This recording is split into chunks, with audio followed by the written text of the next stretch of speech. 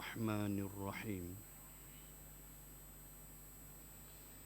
السلام عليكم ورحمة الله وبركاته.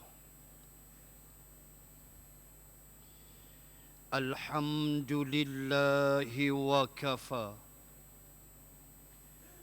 أشهد أن لا إله إلا الله وحده لا شريك له، وأشهد أن سيدنا محمدًا عبده ورسوله. اللهم صل وسلم على رسول الله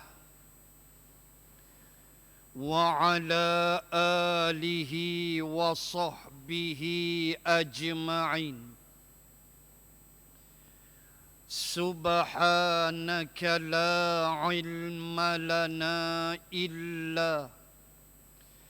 إلا ما علمتنا، إنك أنت العليم الحكيم. بسم الله ما شاء الله، لا حول ولا قوة إلا بالله العلي العظيم. أما بعد. Muslimin dan muslimat rahimakumullah, kita sambung pada malam ini dua lagi ayat insya-Allah di dalam surah At-Takwir, ayat yang keempat dan ayat yang kelima. Allah Subhanahu wa ta'ala berfirman, A'udzu billahi minasy syaithanir rajim. Wa idzal 'isyaru 'uttilat wa idzal wuhushu husyirat. Sadaqallahul azim. Dan apabila unta-unta yang bunting terbiar, dan apabila binatang-binatang liar dihimpunkan. Muslimin dan muslimat rahimakumullah, kita masih di peringkat awal surah At-Takwir yang menceritakan suasana yang berlaku pada hari kiamat, di mana pada bulan yang telah lalu kita telah melihat gunung ganang yang diterbangkan ke angkasa menjadi debu-debu yang halus ketika berlakunya kiamat. Dan telah saya sebut beberapa ayat-ayat dan pengajaran tentang gunung ganang. Dan malam ni kita melihat sedikit dua lagi ayat tentang suasana apa yang berlaku pada hari kiamat. Suasana di istana negara tengok dah tadi. Tuan-tuan muslimin dan muslimat, daripada kita menjadi reporter yang tidak bertauliah, menambah sana, menambah sini, baiklah kita doa kepada Allah. Semoga Allah memudahkan yang di-Pertuan Agong untuk memilih pemimpin Perdana Menteri yang ke-10. Setakat petang tadi masih belum ada lagi keputusan. Pening tu bukan senang. Kesian yang di-Pertuan Agong 2 kali dah. Kan itu. Ni kali kedua tu saya kata doalah. Moga Allah permudahkan urusan ini. Dan Allah kurniakan pada kita nanti insya-Allah pemimpin yang beriman, yang bertakwa, yang mengurus negara dengan penuh amanah, bijaksana dan beberapa lagi sifat-sifat yang mulia insya-Allah. Itu lebih baik daripada menjadi reporter yang tak ada tauliah. Buat semak aja baca. Kan? Macam-macam menik pening, nek juling biji mata. Handphone boleh terbakar meletup tuan-tuan. Dia punya berita masuk tu. Maka doalah senjata kita. Kita pun tak hendak berlarutan lama sangat. Dia dah masuk hujung bulan dah, gaji pekerja awam lagi. Bajet nak kena bentang lain. Nah, dia banyak cerita dia. Bukan boleh tangguh lama-lama. Pilihan rakyat yang tu kita hormat. Cuma ingat, Allah memberi peringatan ayat 71 Al-Isra. Yauma nad'u kulla unasim biimamihim. Pada hari kiamat, kami akan panggil kamu dengan pemimpin-pemimpin kamu. Itu Quran. Soal pilihan rakyat itu satu bab. Hak kamulah. Hak saya, tuan-tuan muslimat lah yang telah memilih. Sehingga jariku masih belum bersih lagi. Tuan-tuan, ingat, kita akan bangun di akhirat dengan pemimpin kita. Silap kita memilih, itulah yang akan kita bersama dengan dia. Demokrasi juga. Al-Quran jangan tinggalkan. Itu warning daripada Allah. Maka kita hormatlah pilihan rakyat. Hak atas sistem demokrasi. Maka pakat doa seorang sikit. Pemudahkanlah ya Allah urusan yang di-Pertuan Agong untuk memilih pemimpin Perdana Menteri yang ke-10 yang akan menjaga kita untuk 5 tahun yang akan datang. Semoga pemimpin itu beriman, bertakwa kepada Allah Subhanahu wa ta'ala. Amin ya Rabbal Alamin. Muslimin dan muslimat, berita selanjutnya esok hari. Kita sambung pada malam ini 2 lagi ayat. Cerita suasana apa jadi waktu kiamat. Pertama Allah Ta'ala sebut.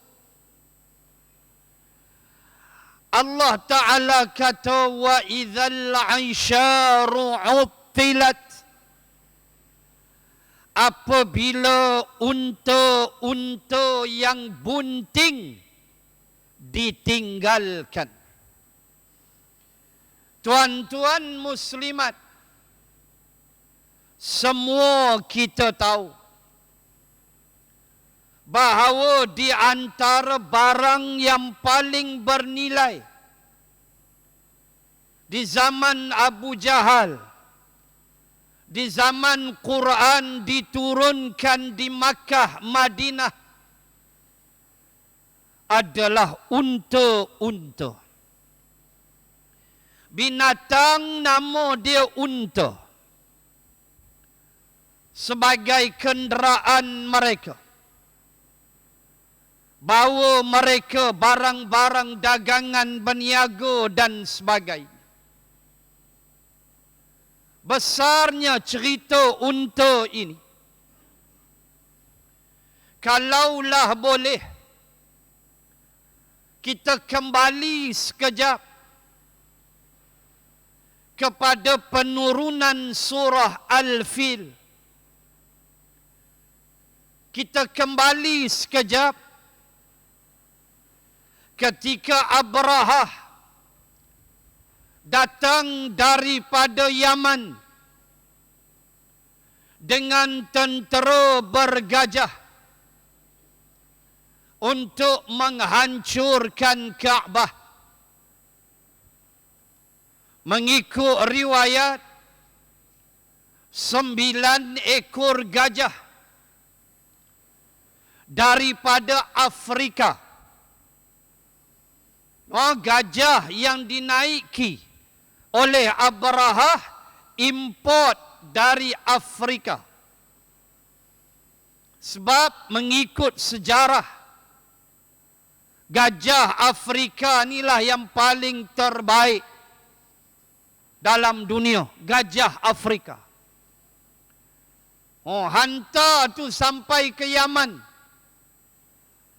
9 ekor gajah daripada Afrika ditunggang oleh Abrahah dan bala tentera. Ni nak cerita unta ni. Sampai saja di sempadan, maka Abrahah mengutus seorang utusan dia untuk bertemu dengan Abdul Muttalib, pemimpin kota Makkah. Panggil dia.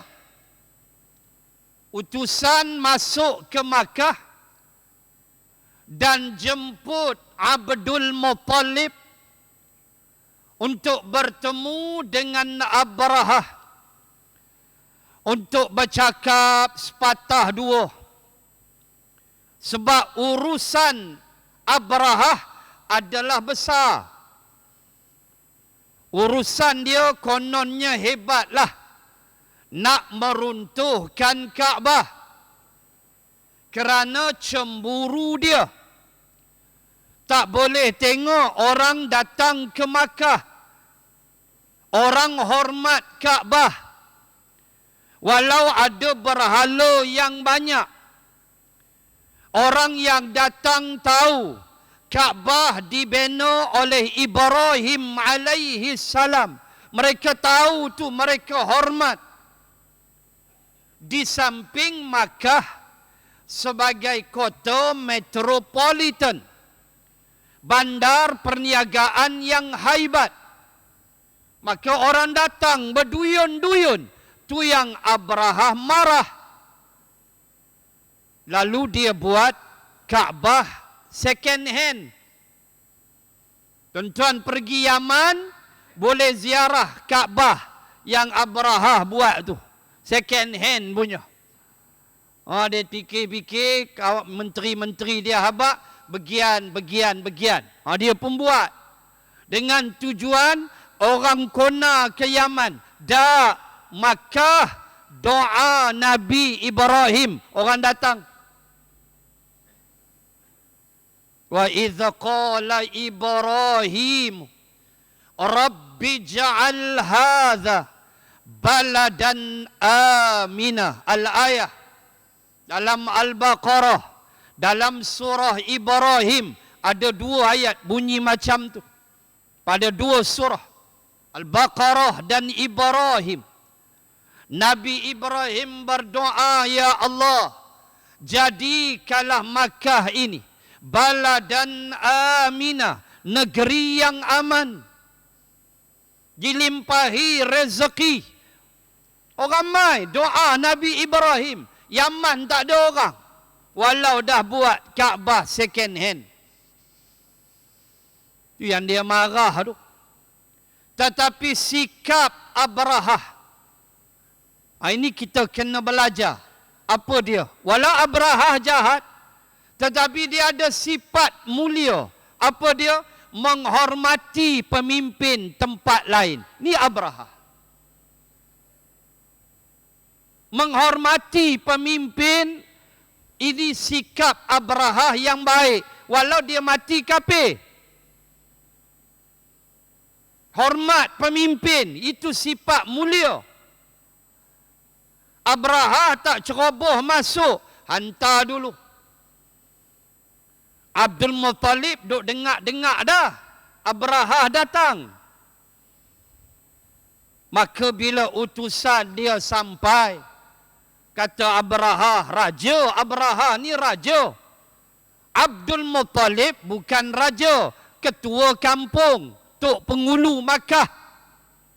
Bila dengar raja, kena pi raja hormat ke dia.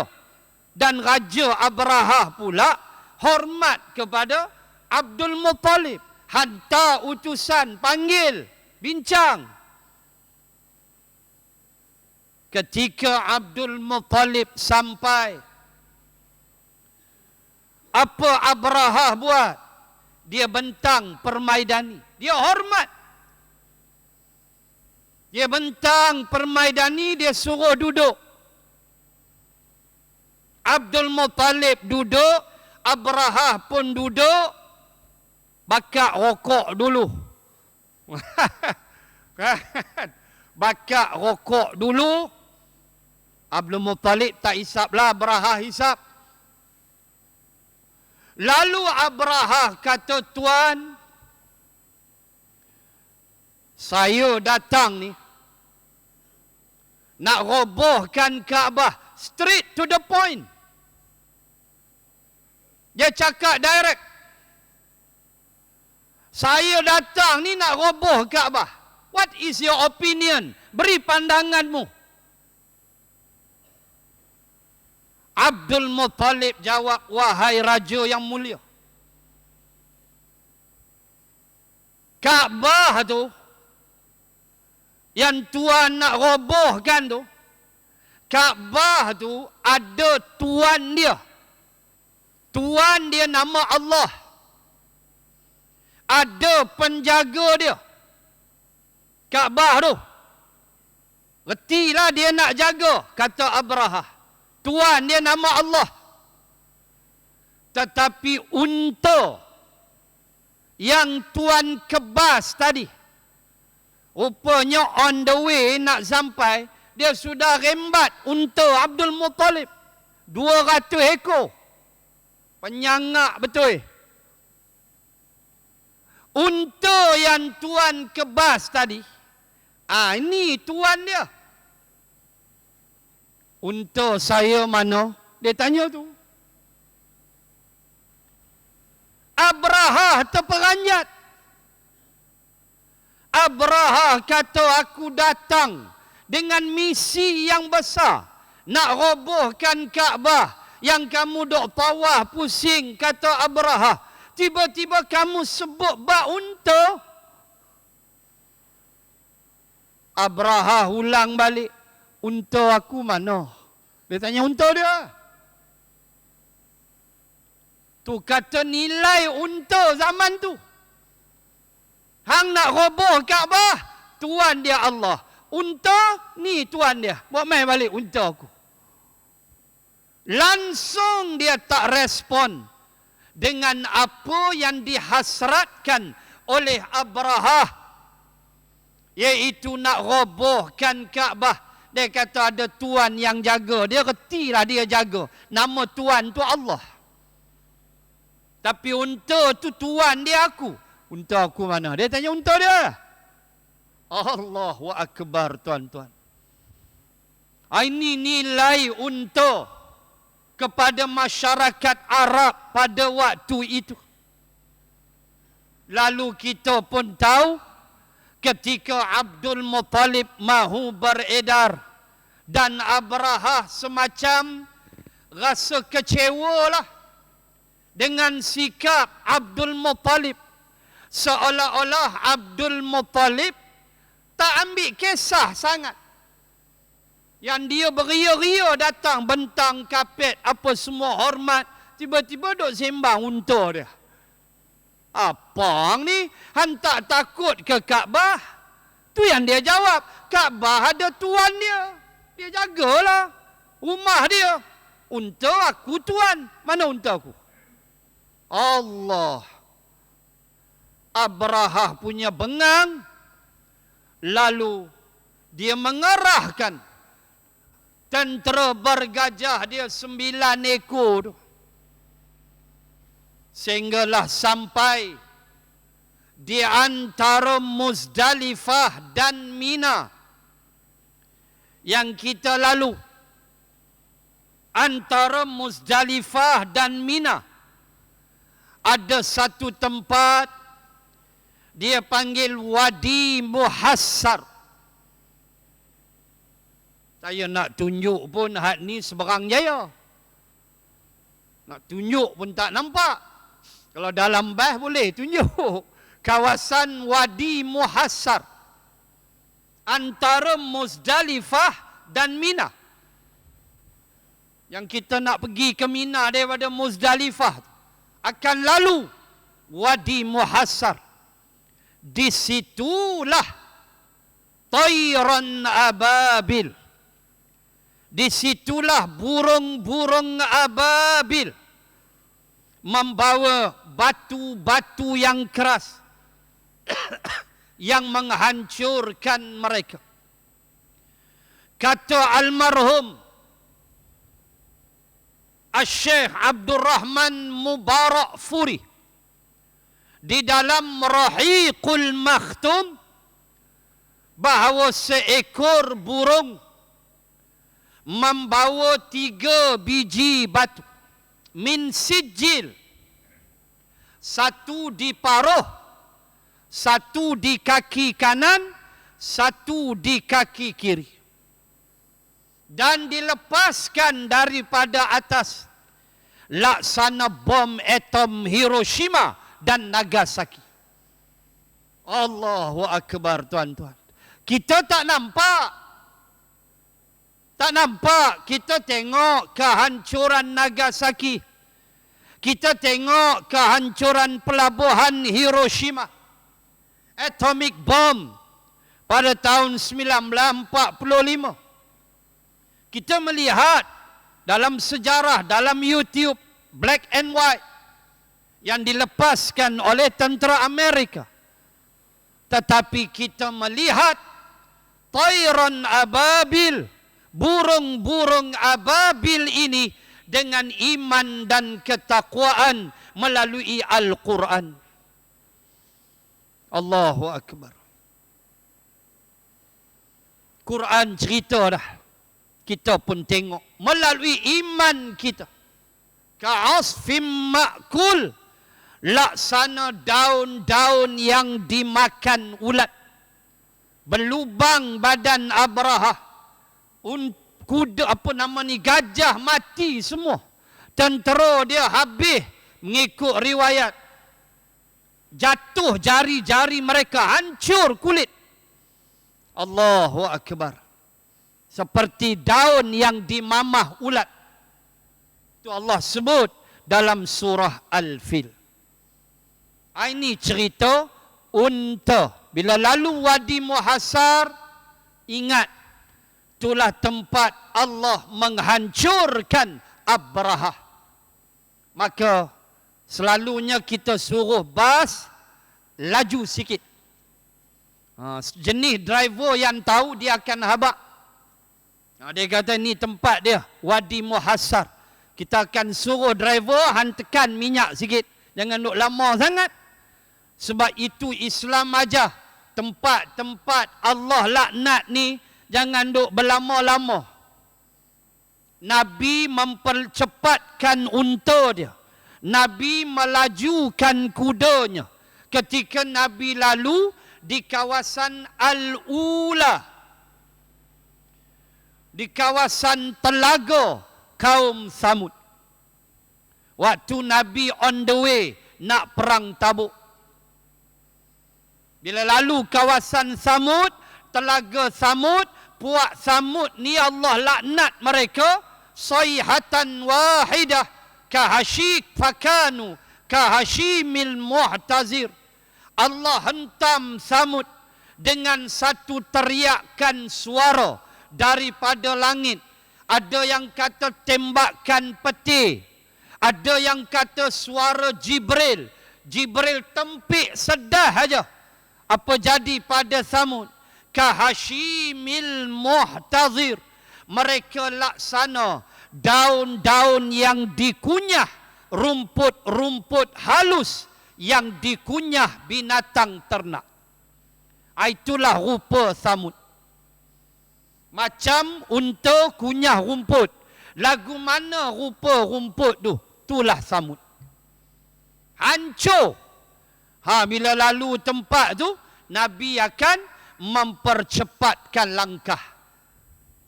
Kita begitulah. Setakat kita pergi, ambil gambar sikit, buat kenangan, tak apalah. Cuma jangan berlama-lama. Siapa biasa ke Laut Mati kan? Tu pun tempat juga saya sampai dah, Laut Mati. Alhamdulillah. Adalah sekeping 2 gambar. Tapi tak adalah nak barbecue, nak berkelah, tak ada pasal. Ambil gambar, belah lalu. Sebab demikian yang Rasulullah ajar kepada kita. Baik. Ini unta. Tuan-tuan boleh bayang tak suasana kiamat? Wa idzal 'ansharu 'uttilat. Apabila unta-unta bunting. Dalam tafsir pimpinan Ar-Rahman, unta-unta bunting. Mana lebih bernilai? Unta bunting ke unta biasa? Unta yang bunting. Tentulah lebih bernilai daripada unta biasa. Tuan-tuan muslimat boleh bayang tak?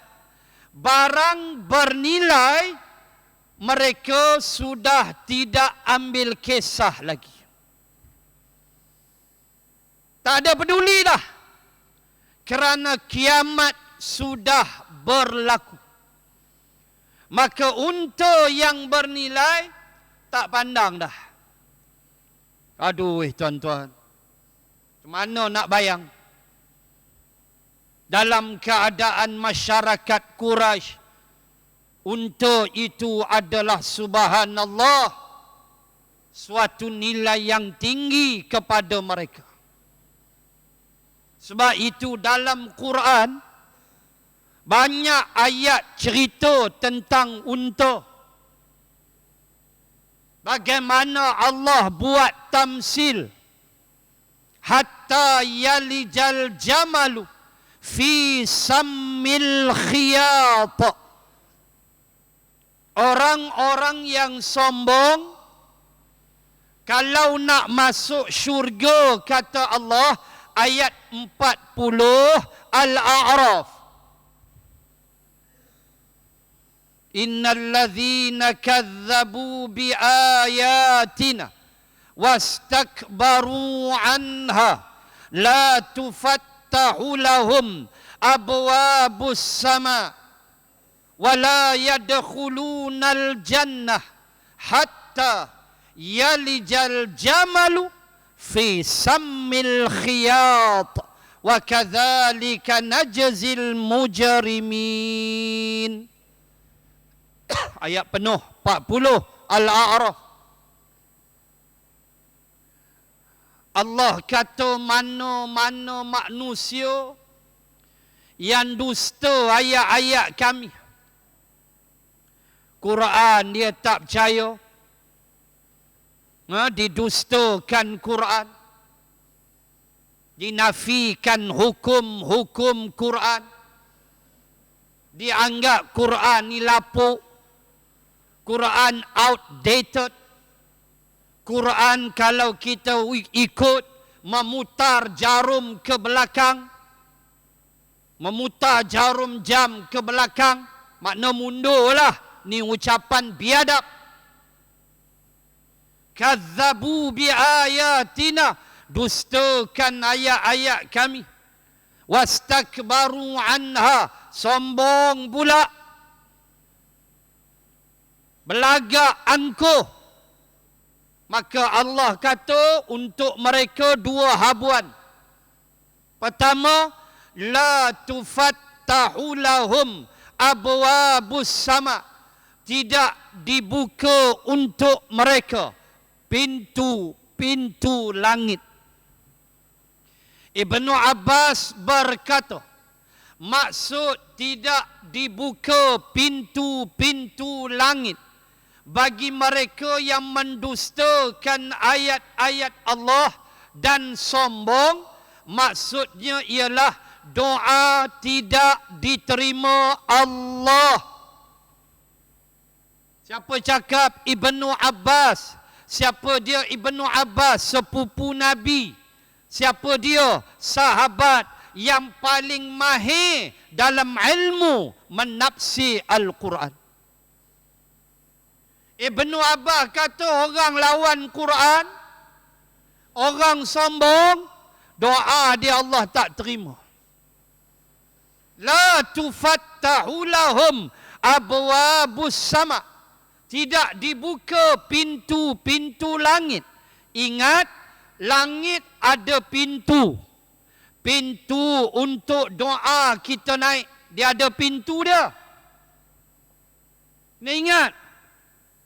Seperti kata Imam As-Suyuti. Apabila mati anak Adam, maka tertutuplah. Bila mati orang beriman especially, kata Imam As-Suyuti, maka ditutuplah untuknya dua pintu langit. Pertama, pintu yang naik amalan dia. Kita buat amalan ni, solat apa saja, malaikat akan bawa. Dia ada pintu dia tak? Ada. Pintu langit untuk naik bawa amalan. Maka bila dah mati, kata Imam As-Suyuti, pintu itu ditutup untuk dia. Tak ada dah, dia dah mati. Yang kedua, pintu rezeki dia. Tu dia. Langit ni ada pintu turun rezeki. Ayat berapa? 7, 8, 9, 10, 11, 12, 13. Ayat 13 Ghafir. Surah Ghafir.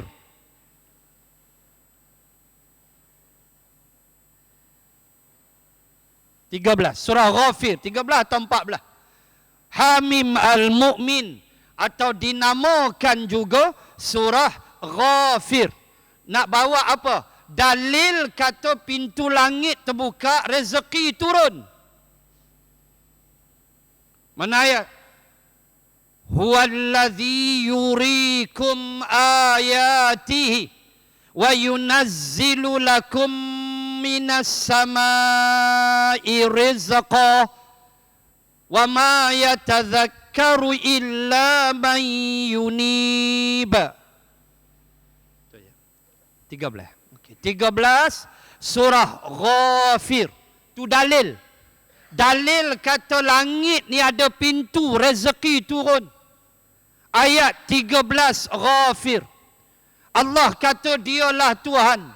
Yurikum ayatihi, yang tunjuk pada kamu ayat-ayat kebesaran dia. Wa yunazzilu lakum minas samai rizqa, dan menurunkan daripada langit untuk kamu rizqa, rezeki. Itu yang kita doa dalam doa sunat duha. Ya Allah, kalau ada rezeki di langit, bawa turun. Allahu Akbar. Ibnu Abbas kata, mati saja, maka ditutup pintu nombor 2, iaitu pintu rezekinya tutup. Tadi pintu amal. Tak ada dah, dia dah mati nak semayang apa dah. Maka pintu kedua yang ditutup ialah pintu rezeki dia. Allahu Akbar. Habis dah.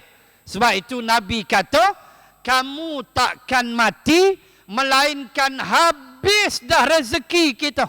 Walau setitik air. Setitik air itu ada lagi hak kita, tak mati lagi. Kok Tok Sah tanyalah. Setitik air itu rezeki kita. Ada lagi? Belum mati lagi. Allah bagi lagi. Habis rezeki baru mati. Allahu Akbar. Itulah adilnya Allah. Dia bagi sampai habis. Hak yang Allah dah suruh malaikat tulis ketika kita dalam rahim mak kita, antara yang ditulis ialah rezeki. Tulis semua, makan, minum, keluarga, kereta, duit, rumah, jodoh, semuanya tulis. Habis dah, baru Allah ambil nyawa. Baik. Sambung ayat 40 Al-A'raf. Wala yadkhulunal jannah. Mereka tidak akan masuk syurga hatta sehinggalah yalijal jamalu fi sammil khiyat, sehinggalah seekor unta masuk dalam lubang jarum. Tu kata ayat unta. Ayat 40 Al-A'raf. Jangan mimpilah bahasa kita lah. Hei orang yang lawan Quran, orang yang caci Quran, orang yang tak setuju hukum Quran, orang yang kata cukup dah, ada lah ni, tak payah guna dah hukum-hukum Quran ni. Benci dia, menyampah dia. Nah, Allah beritahu ayat 40 Al-A'raf, kalau kamu nak masuk syurga, kamu tunggulah unta melompat masuk dalam lubang jarum. Habis. Tidak mustahil bagi Allah. Boleh tak Allah letakkan unta dalam lubang jarum? Jawab dia boleh. Kenapa? Allah. Ayat tu satu balaghah nak ajar kita bahawa orang-orang sombong, orang-orang angkuh tak ada tempat dalam syurga. Nak masuk juga, tunggu unta masuk lubang jarum. Sampai ke bilanya tuan-tuan, oi? Sampai kiamat tak boleh. Di sisi manusia, di sisi Allah, no hal. Boleh. Bila-bila saja sebab Allah. Nah, tu dia. Ayat 40 Al-A'raf. Aja mustahil orang sombong duduk dalam syurga. Tak ada. Seperti mustahilnya pada manusia untuk melompat dalam lubang jarum. Azan?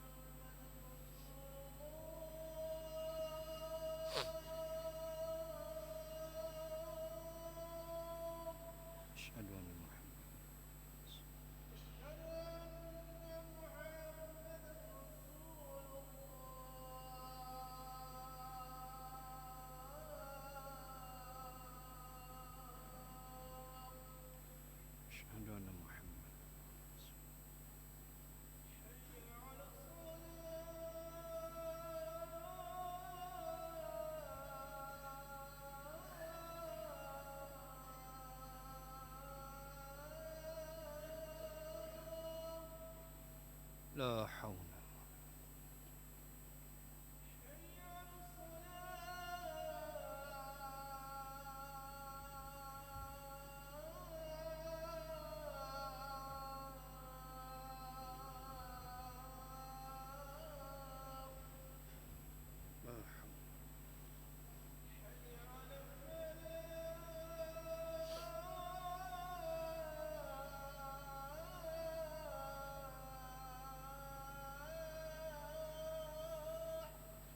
لا حول ولا قوة إلا بالله.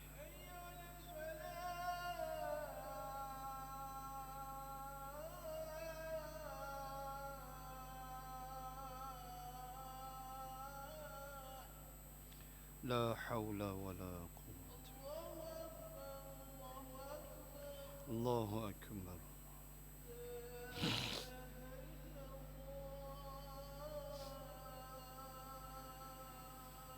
لا إله إلا الله.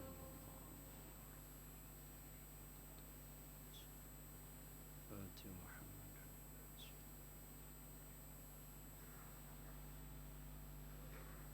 Muslimin dan muslimat, demikian suasana yang pertama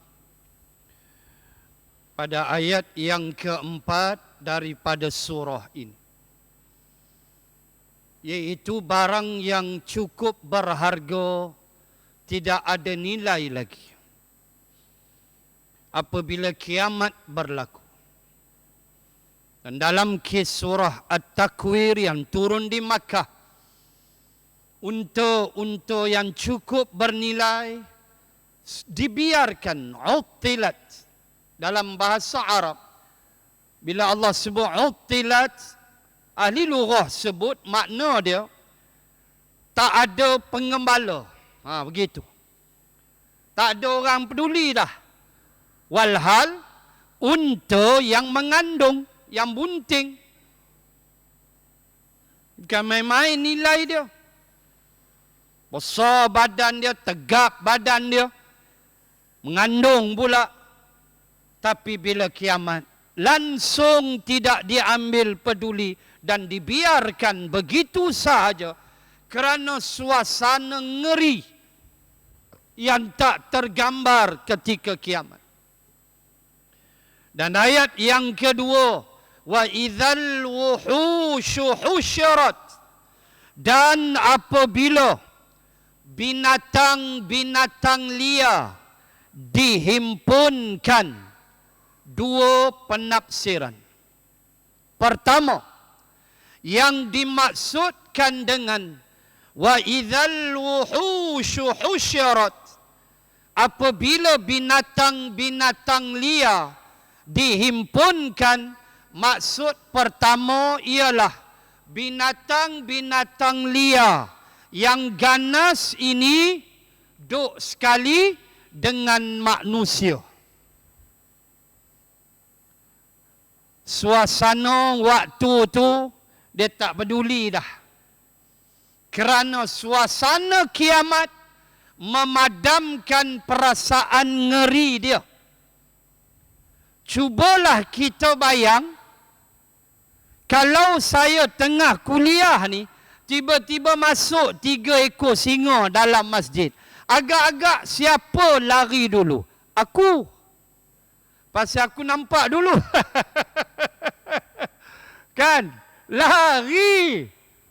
Hak takbir kuat, dia lari dulu. Kan? Masuk rimau, masuk singa. Binatang ganas tu.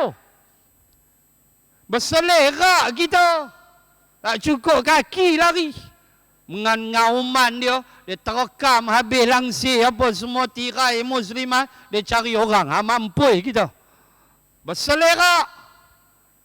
Nah, Allah kata, apabila binatang-binatang liar dihimpunkan, tafsiran pertama, join dengan manusia. Binatang liar dengan manusia join sekali. Cuma saya tak pastilah cukup kerusi ke tidak.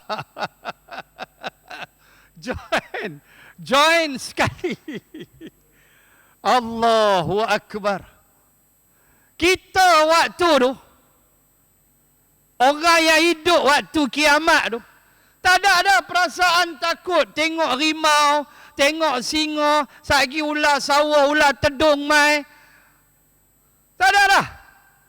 Buat bodoh ya, sebab dahsyatnya kiamat. Alah, jangan. Tengah ceramah berselerak lari ular. Iya. Ular kecil je pun, ular lidi ya. Tapi mai kata ular ni, jangan kata apa. Berselerak. Tambah muslimat, awal lagi dia lari. Jangan kata ular, cicak pun dia lari. Tuan, dunia jangan cari penyakit. Tengoklah dalam National Geographic. Hak safari, hak savana Afrika apa semua ni. Hak naik pick up, naik van, naik Pajero apa semua tu. Cuba perhati tengok. Singa kan berselerak di Afrika ni. Dia ada taman dia. Boleh masuk. Mai singa tu dia clean sikit Gear 5 terus. Belum dia pi panjat lagi terak kawan tu. Baru singa tu jeling Gear 5. Lari berselerak. Mai kiamat. Amai lah rimau ke, amai lah singa ke, buat tak peduli. Macam kebal daripada gigitan binatang tu. Kenapa? Suasana kiamat memadamkan semua perasaan. Oh, tak boleh bayang tu. Dan tafsir yang kedua menyebut, dalam pimpinan Ar-Rahman menyebut, iaitulah binatang-binatang ini dihimpunkan oleh Allah untuk mereka menjalani hukum qisas. Itulah yang Nabi sebut di hari kiamat. Seekor kambing yang hilang tanduknya kerana ditanduk oleh kambing yang lain di dunia, kambing ni akan minta dengan Allah tanduk dia balik di hari akhirat. Mana kambing yang samsing tu, yang tanduk si kambing ni hilang tanduk dia patah, dia dakwa depan Allah. Nabi kata, kambing yang tanduk dia tu akan didakwa untuk mengembalikan balik tanduk mamat ni. Tu dia panggil qisas.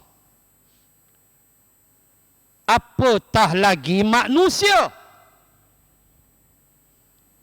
Sebab binatang-binatang ni, kata Nabi, setelah mereka menjalani hukum qisas, rimau ni dakwa, singa ni dakwa, kawan ni tanduk dia, aku elok aja duduk ya Allah, duk makan rumput, mai mamat ni dia jealous apa tak dapat betina mana tak tahu, dia pergi tanduk aku.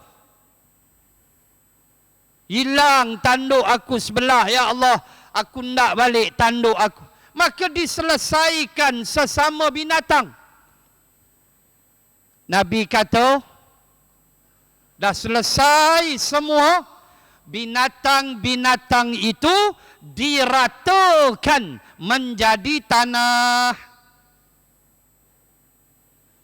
Yang kita mesti ambil serius ialah qisas sesama kita.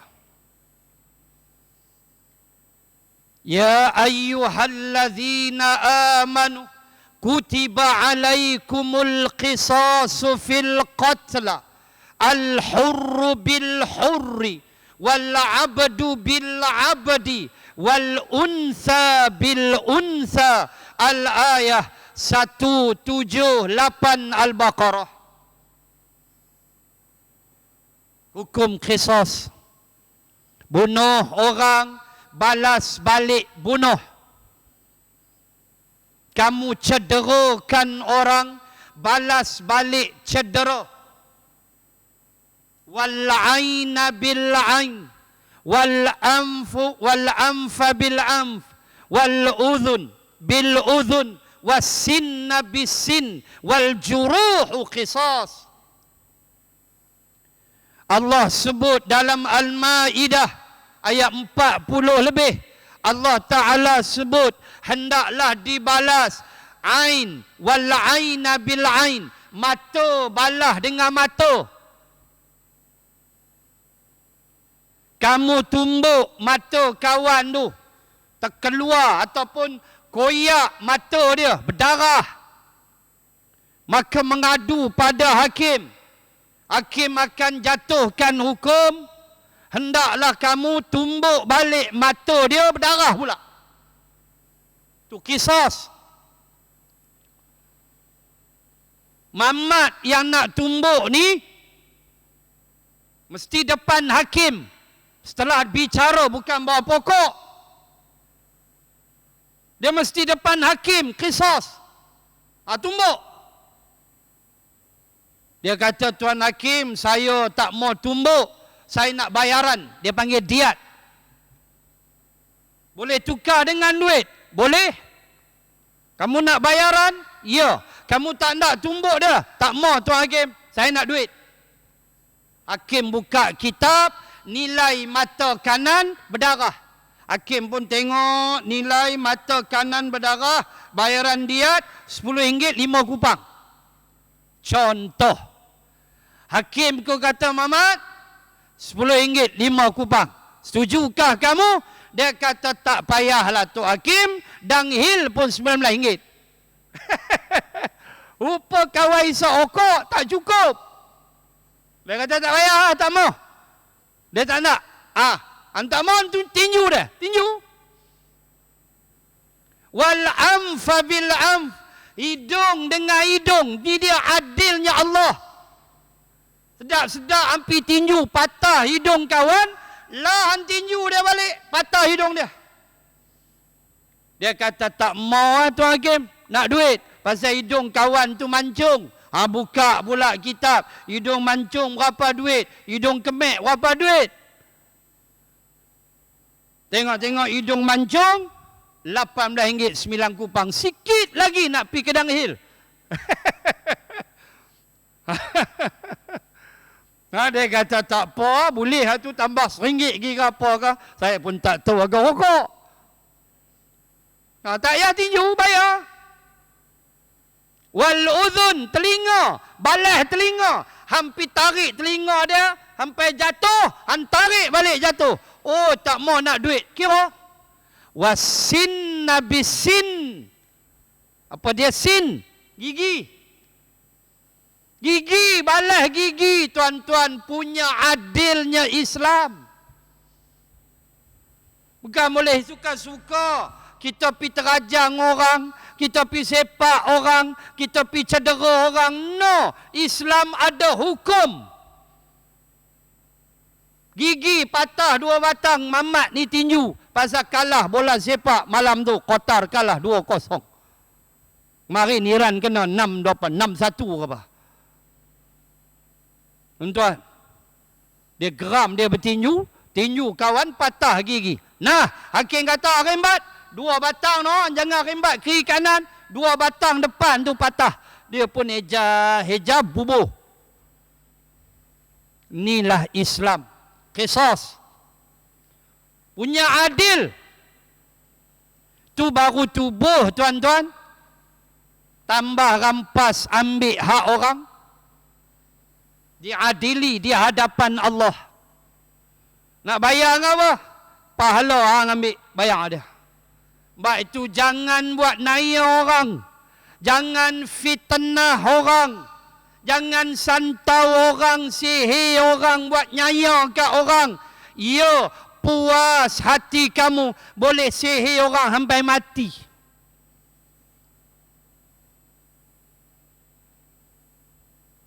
Saya, sepupu saya mati kena sihir. Ayah dia, arwah dah ayah dia. Ayah dia, adik arwah ayah saya. Duduk di Taiping. Sepupu saya lah anak dia. Perempuan. Sihir sampai darah keluar kat mata. Dia pula lawa. Sepupu saya tu lawa, putih.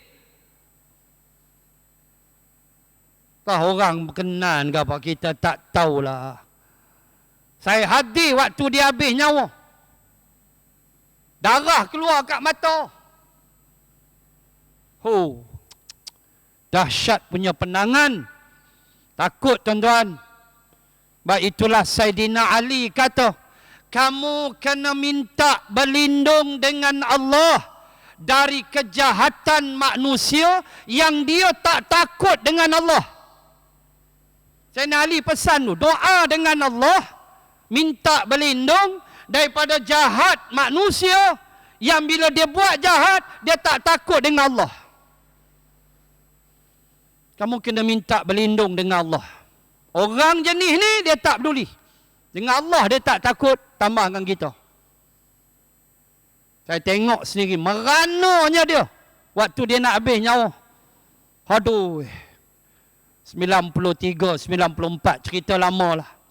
Allahu Akbar. Nak sebutnya, tunggu akhirat. Kamu dapatlah.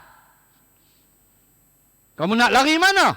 Allah akan beri balasan kepada mereka yang kena naya, akan dakwa depan Allah, pahala hang bagi kat dia. Habis pahala hang, orang punya tuntut ramai lagi, maka dosa yang menuntut dipikul oleh kamu. Nah, mampu. Waktu hidup jangan naya orang, tuan-tuan. Jangan fitnah orang. Jangan buat nyaya kat orang. Jangan cemburu dengan rezeki orang. Jangan hasad. Karena semua tu jalan-jalan syaitan nak melingkupkan kita. Wal'iyadzabillah min zalik. Maka ingat qisas. Pembalasan. Baik itu di dunia, ada peluang minta maaf, minta maaf. Ada peluang kita jumpa, minta maaf, saya tak sengaja, saya jahat waktu tu, saya minta maaf, sebut salah kita. Ada peluang, buat. Sebab akhirat, there is no way to return back. Tak ada dah. Semuanya pembalasan. Kecuali dengan rahmat Allah, barulah kita selamat. Muslimin dan muslimat, itulah dua ayat yang kita baca pada malam ini. InsyaAllah bulan depan, wa idzal biharu sujjirat, dan kalau ada masa, wa idzan nufusu zuwijat al-ayah. InsyaAllah. Sekali lagi, jangan lupa tuan-tuan berdoa kepada Allah. Semoga Allah memudahkan Yang di-Pertuan Agong untuk menyelesaikan urusan Perdana Menteri yang ke-10. Mudah-mudahan Allah kurniakan kepada kita pemimpin beriman, bertakwa kepada Allah Subhanahu wa ta'ala, yang kita akan ikut arahan dan taat kepada pemimpin selagi pemimpin tidak mengajak kita kepada mungkar dan maksiat. Semoga Allah merahmati bumi kita Malaysia dengan rahmat yang begitu luas. Wabillahi taufiq wal hidayah. Assalamualaikum warahmatullahi wabarakatuh. Bismillahirrahmanirrahim. Alhamdulillahi rabbil alamin. Assalatu wassalam ala rasulillah wa ala alihi wa sahbihi ajma'in. Allahumma zidna ilman warzuqna fahman. Allahumma rzuqna fahman nabiyyin wa hifzal mursalin. Allahumma ij'al jam'ana hadha jam'an marhuma wa tafarruqana min ba'dih tafarruqan ma'suma. Rabbana atina fid dunya hasanah wa fil akhirati hasanah wa qina 'adzaban nar.